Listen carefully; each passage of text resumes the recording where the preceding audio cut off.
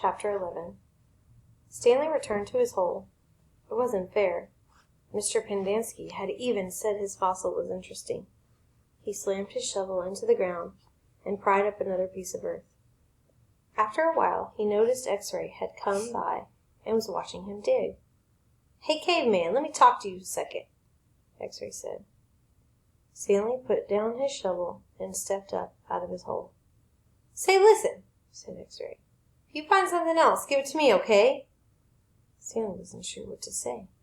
X-Ray was clearly the leader of the group, and Stanley didn't want to get on his bad side. "You're new here, right?" said X-Ray. "I've been here for almost a year. I've never found anything. You know, my eyesight's not so good. No one knows this, but you know why my name's X-Ray?" Stanley shrugged one shoulder. "It's Pig Latin for Rex. That's all. I'm too blind to find anything." Stanley tried to remember how Pig Latin worked. X-Ray went on. "Why should you get a day off when you've only been here a couple of days? If anybody gets a day off, it should be me. That's only fair, right?"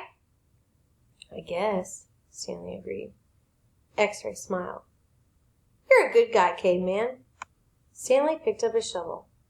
The more he thought about it, the more he was glad that he agreed to let X-Ray have anything he might find. If he was going to survive at Camp Green Lake, it was far more important that X-Ray think he was a good guy than it was for him to get one day off. Besides, he didn't expect to find anything anyway. There probably wasn't anything of interest out there. And even if there was, he'd never been what you could call lucky. He slammed his blade into the ground, then dumped out another shovelful of dirt. It was a little surprising, he thought, that X-Ray was the leader of the group, since he obviously wasn't the biggest, or the toughest. In fact, except for Zero, X-Ray was the smallest. Armpit was the biggest. Zigzag may have been taller than Armpit, but that was only because of his neck. Yet Armpit and all the others seemed to be willing to do whatever X-Ray asked of them. As Stanley dug up another shovelful of dirt, it occurred to him that Armpit wasn't the biggest. He, the caveman, was bigger. He was glad they called him caveman. It meant they accepted him as a member of the group. He would have been glad, even if they'd called him Barfbag. It was really remarkable to him. At school, bullies like Derek Dunn used to pick on him.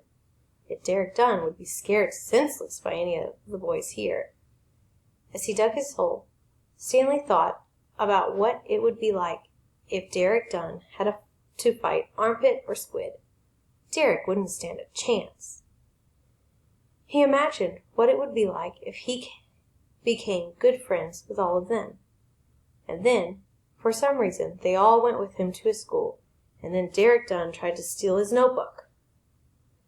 "Just what do you think you're doing?" asked Squid as he slammed his hand into Derek Dunn's smug face. "Caveman's our friend," said Armpit, grabbing him by the shin collar. Stanley played the scene over and over again in his mind, each time watching another boy from Group D beat up Derek Dunn. It helped him dig in his hole and ease his own suffering. Whatever pain he felt was being felt 10 times worse by Derek.